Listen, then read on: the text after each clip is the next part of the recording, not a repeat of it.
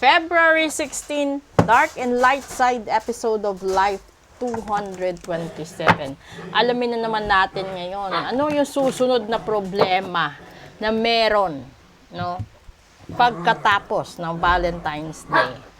Ito, dito din yung light side of life. Sa gusto pong magpa-reading, magpa-cleansing, magpatanggal ng barang kulam, sumpa at gayuma, yun.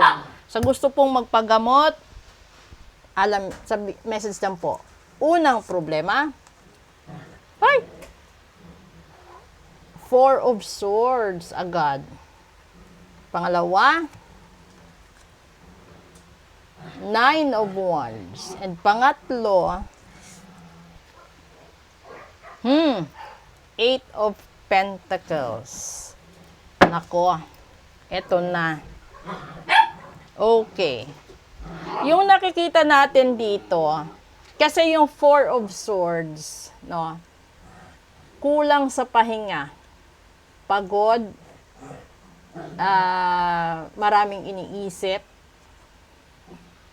at yung Nine of Wands kasi meron kang hinihintay or meron kang inaasahan.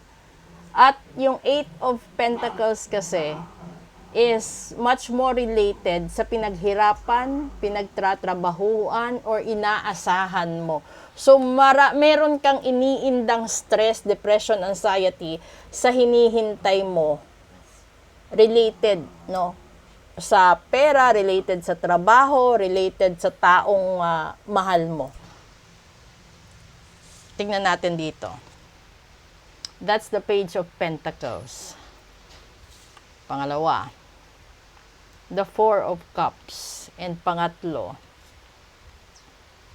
the Queen of Pentacles. Ito na yon, lumabas siya. So, more or less, yung nagpapa-stress sa inyo ngayon is yung pera.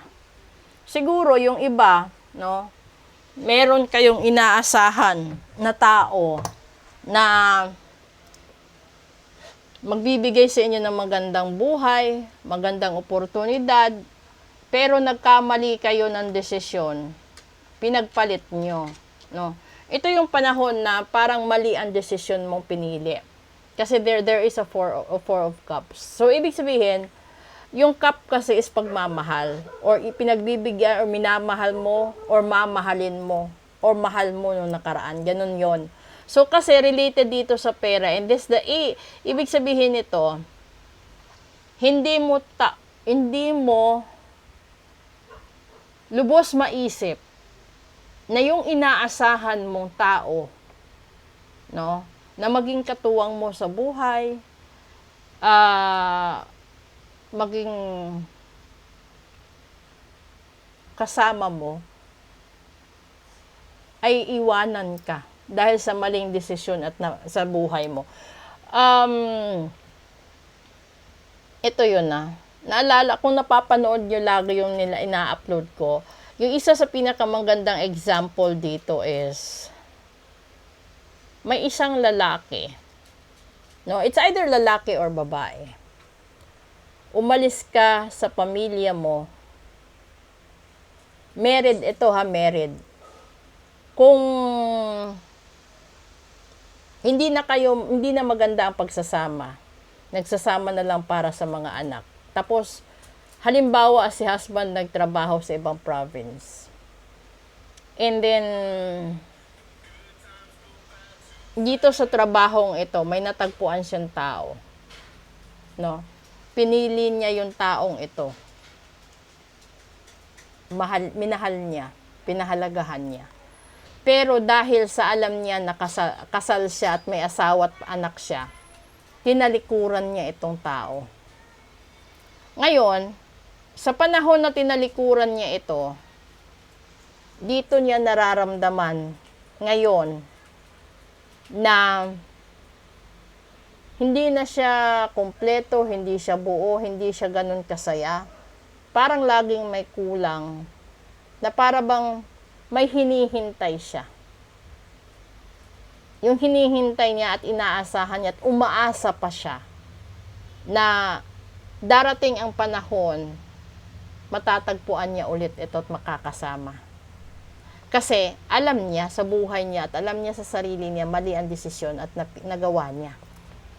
'Di ba? Kasi yung ginawa niya is pinapili siya dito eh.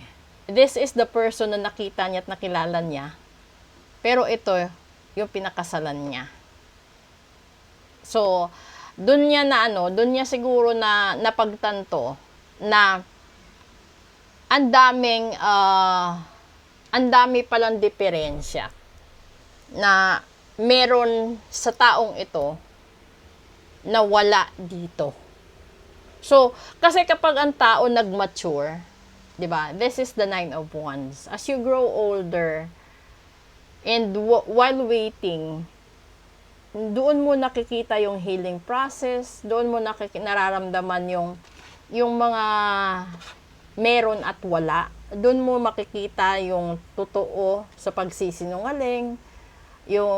Kasi kapag binibigay ito ni universe sa isang tao, ibig sabihin, binigyan ka ng space for you to think it over na mali ang desisyon na ginagawa mo. Kasi dito sa kalagitnaan, that's the 4 of Cups versus the 9 of Wands.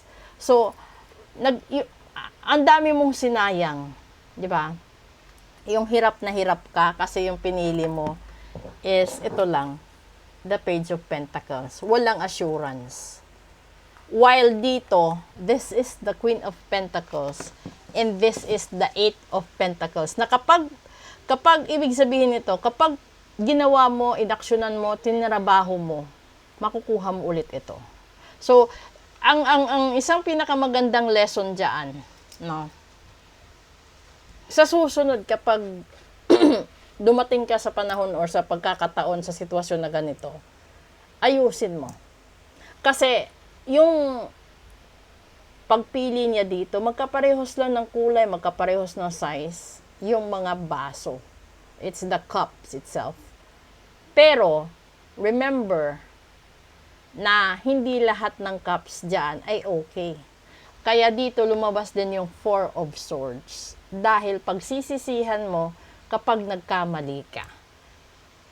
So, sana nakuha nyo yung punto doon na sa susunod, huwag agad maniwala sa mga simpleng pangako. Kasi posible na sinabihan ka ng asawa mo, balikan mo ako, bumalik ka sa akin, magbabago na ako. And then it come to a point, pinagbigyan mo, bumalik ka, hindi rin nagbago. Hanggang sa nagsisi ka. Kasi pinutol mo totally yung communication mo dito, umalis ka sa trabaho mo, dahil lang sa pangakong hindi tama. So ngayon, naghihintay ka, umaasa ka, nasasaktan ka, nanghihinayang, nagsisisi, andun na lahat yun, di ba? So, pero ito yung nangyayari talaga sa totoong buhay. So kung may panahon pa, may pagkakataon pa, at may pag-asa pa, balikan mo at huwag mong sayangin. Ganun dapat yun. Kung meron kang kasalanan, humingi ka ng tawad. Kung meron kang dapat sabihin at meron kang dapat aminin, sabihin mo din. Kasi hindi naman po pwede na habang buhay hanggang kamatayan, babaunin mo yung kasinungalingan, which is wrong.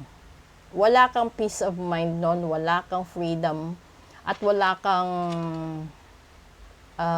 wisdom sa sarili mo kapag hindi mo talaga inamin yung katotohanan. Ganun talaga yon. At buong buhay mong pagsisisihan yan.